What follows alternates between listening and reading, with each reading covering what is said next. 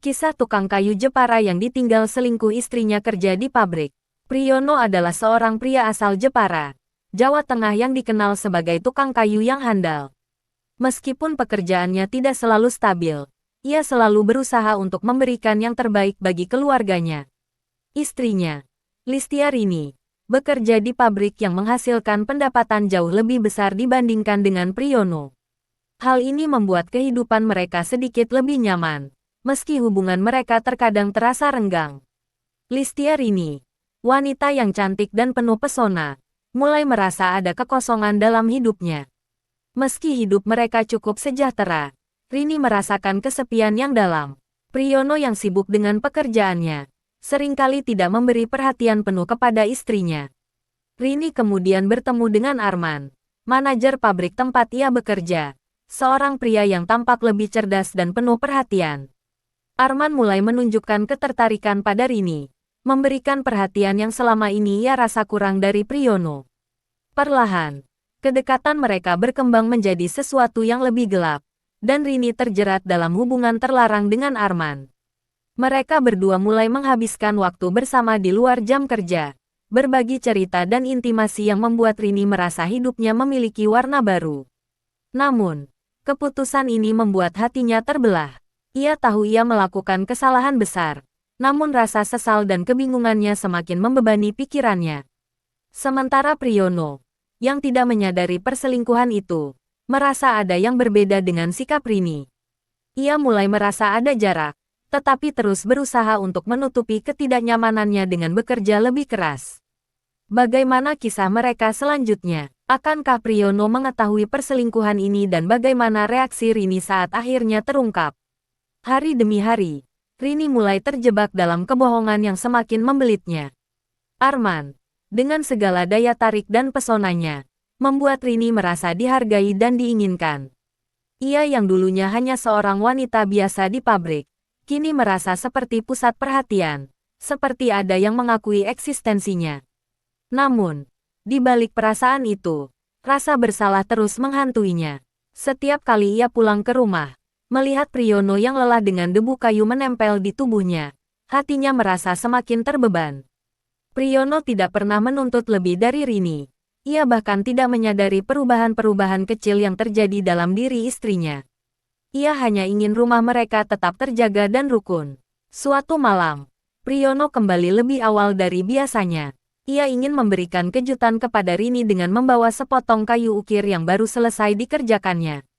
Namun, ketika ia tiba di rumah, ia mendengar suara aneh dari dalam.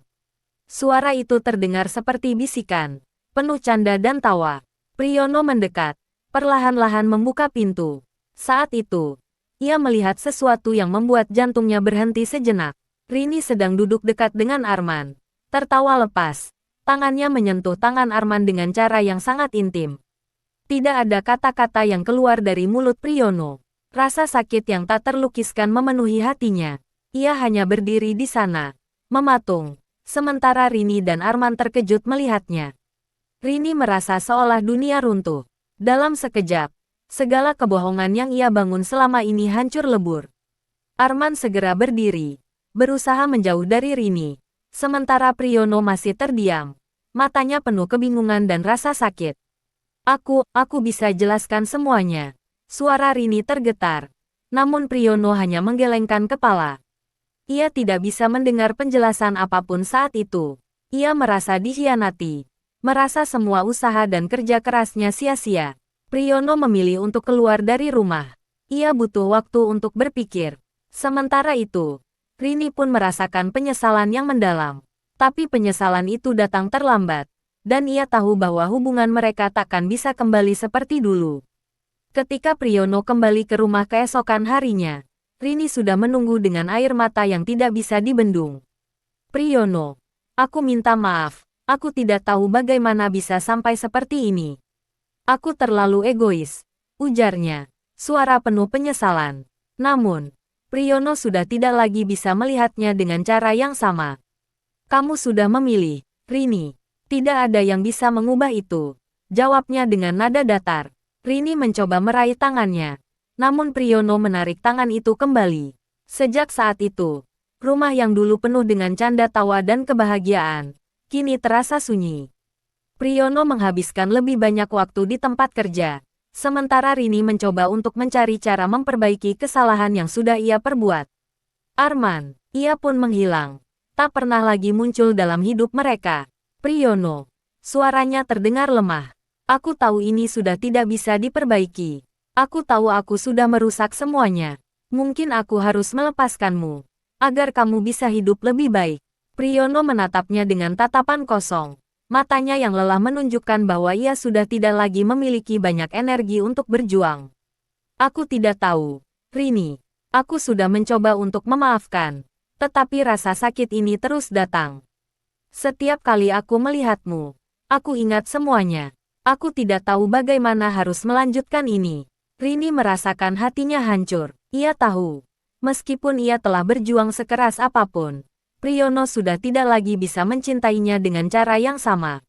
Mereka telah berjalan terlalu jauh dalam kesalahan, dan tidak ada jalan kembali. Ia menghela napas dalam-dalam, menahan air mata yang mulai menggenang. Aku ingin kamu bahagia, Priyono.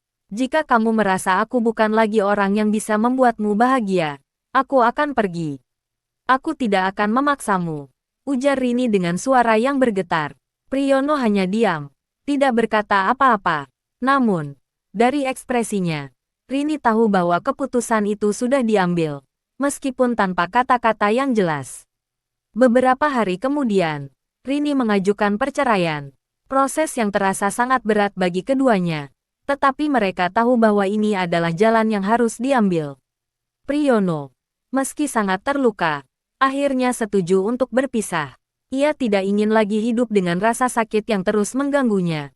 Dan meskipun ia masih mencintai Rini dalam beberapa cara, ia tahu bahwa hubungan mereka tidak bisa lagi dipertahankan. Pada hari perceraian itu disahkan, Rini duduk di ruang pengadilan, merasakan dunia seolah runtuh di sekitarnya. Priyono berdiri di sampingnya, tetapi mereka tidak lagi saling melihat satu sama lain. Tangan mereka tidak saling menggenggam, dan hanya ada keheningan yang berat di antara mereka. Mereka berdua tahu bahwa hidup mereka kini akan berjalan di jalur yang berbeda. Setelah perceraian, kehidupan keduanya berlanjut dengan cara yang sangat berbeda. Priyono kembali ke Jepara, fokus pada pekerjaannya sebagai tukang kayu, mencoba untuk membangun kembali kehidupannya meski dengan luka yang masih dalam. Ia berusaha menemukan kedamaian dalam kesibukannya, meskipun rasa kehilangan itu terus menghantuinya. Rini, setelah perceraian, merasa sangat terasing. Ia kembali ke kota, berusaha memulai hidup baru, tetapi hatinya masih terasa kosong.